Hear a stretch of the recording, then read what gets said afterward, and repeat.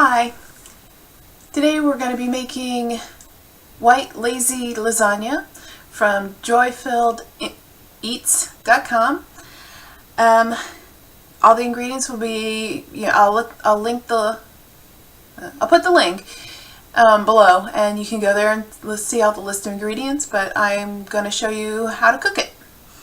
Hopefully, because I have not made this, but I wanted something for dinner, so this sounded good. So I'm going to start preheating the oven to 350 degrees, and I am going to take a large pan, and I put some bacon grease that I collected in it. I'm going to let that warm up a little bit. I use that because I find that turkey or chicken, ground turkey or chicken, sticks if I don't use something to keep it from sticking in the pan. Then I'm going to take my turkey, and this has to be all mixed up, in the end, so it has to be broken apart. So one of my things that I do, I think this is a fairly good tip, is I go through, and even though it's in little slices or extruded bits or whatever, I just go through and slice it up. Just run a butter knife or a sharp knife through both directions, and I will throw that in the pan without the paper. And I have a little helper here. Hi, Bo. And Moon's in the background. On the other side of Bo. Probably can't see him because Bo is taking up all the room. And then with a potato masher, smash the meat down. I will do this repeatedly while it's cooking. This is on a medium-high skillet. Once I have that started to be smushed, broken apart, we will move on to Alfredo sauce. So you can buy Alfredo sauce. I'm sure there's some really good kinds out there, but I find that, I know, Bo, you're not getting anything. I find that so many bottled and jar things have added sugar and other things that I just don't want to eat, so I will just make it all myself. Now I'm going to start my Alfredo sauce. So in a saucepan, I have 1/4 cup of butter. Turn my burner on and let the butter melt. No, Bo. No. He never gets human food. He never gets human food. I don't know what his issue is. He thinks he's gonna get canned food, but it is. So while the butter's melting, just gonna go back to my turkey and mix it around. Just don't want large clumps of it. I really want small parts, small little bites. So I'll just have to keep working on it. I can use the potato masher once it gets a little farther along. Right now it's just a little too soft, and as you saw, it just sort of sticks in the tines, so of the potato, I don't know, tines or whatever, but of the potato masher, and I just find that to be kind of annoying to go off. So just going to do it by hand, or whether with a spoon right now. Just don't put my hands in there.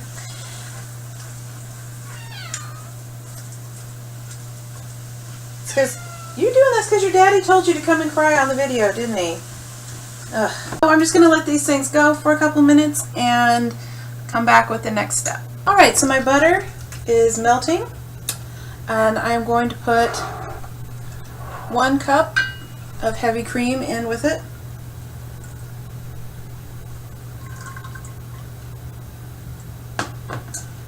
And I'm going to whisk it. I don't want the cream to curdle or boil, because then it would just get nasty. I turn this down to a simmer, and I let that go for 5 minutes, cooking it occasionally, and I'm still going to be working on the meat. It has started to not brown, but it's lost most of its pinkness. So now I'm going to get it so it breaks up more. Do that by using the potato masher and turning when I apply the force and just going over it, trying to get as many of the larger chunks as I can. Inevitably there will be some large chunks, and that's okay. Oh, and just in case you're wondering, I bribed the cats with treats to get them out of the kitchen so that he wouldn't be crying. The other ones were not crying, they were just watching me. 5 minutes passed. My turkey got to the point that I wanted it to be. Since turkey tends to be a little dry, I didn't want to brown it necessarily, but it is no longer pink and it will continue to cook in the oven.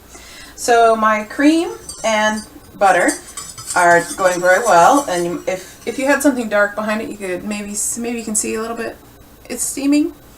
And now I'm going to put some garlic in. You can crush your own garlic, but I don't really particularly like to do that. So we have this pre-cut garlic, and it says 1 clove, but we really like garlic, so I'm going to probably put a lot more than what would be equivalent to 1 clove in. And then I'm going to put 1.5 cups of grated Parmesan in as well. And then make sure I get all that. And then I'll mix that up till everything's melted. Parmesan, especially grated, tends to be a little drier, a little bit harder to melt. So you could do other kinds of Parmesan, or you could do other kinds of cheese depending on what you like. Some people might like a Gruyere or some other kind of white cheese. They won't change the flavor profile. This is just a simple Alfredo sauce. And it's really easy to make. As you can see, so far I think we have had 5 ingredients, and we will add a 5th, which is parsley, after this is melted. So my Alfredo sauce is pretty well all creamy. I'm going to add the parsley, though I think for the actual recipe it's not necessary. I mean, this is for a recipe for Alfredo sauce and not for the recipe for the lasagna. I'm just going to add it anyway. I'll bring my meat over. Now I add the Alfredo sauce and 1/2 teaspoon of salt. Just going to eyeball it. And then mix that up. Put a lid on that to keep that warm. Then the next thing is you take ricotta cheese. It's fresh out of the package. And 1 egg, 1 teaspoon of minced garlic, dried garlic. Again, eyeballing it. Don't think it matters too much. And 1/2 teaspoon of salt. Sorry about that. Mix this all together. You add garlic, more garlic, and more garlic. Mix it all together. Now you take a large casserole dish. Take half the meat, or about half the meat. Put it in the bottom.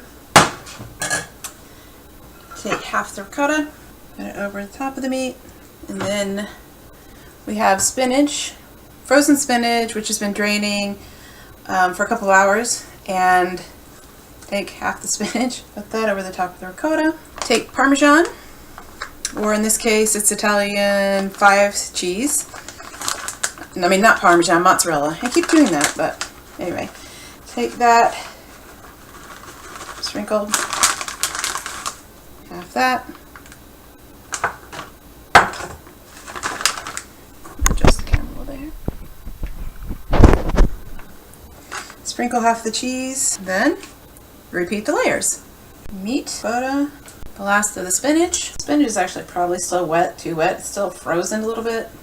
I tried to, put it in the colander for a couple of hours, and I tried to squeeze out the water, and I could have done a better job of it, but I didn't. Finish with the mozzarella or 5 cheese, and that's it. So now this will bake for 35 to 40 minutes until the cheese on top is golden and bubbling, and I will show you what it looks like when it comes out of the oven. So it's been in the oven for about 40 to 45 minutes, and there it is. All bubbly and juicy and cheesy, and hopefully delicious. I hope you enjoyed this video, and I'll make others, and if you have any requests, put it in the comments below. Thanks!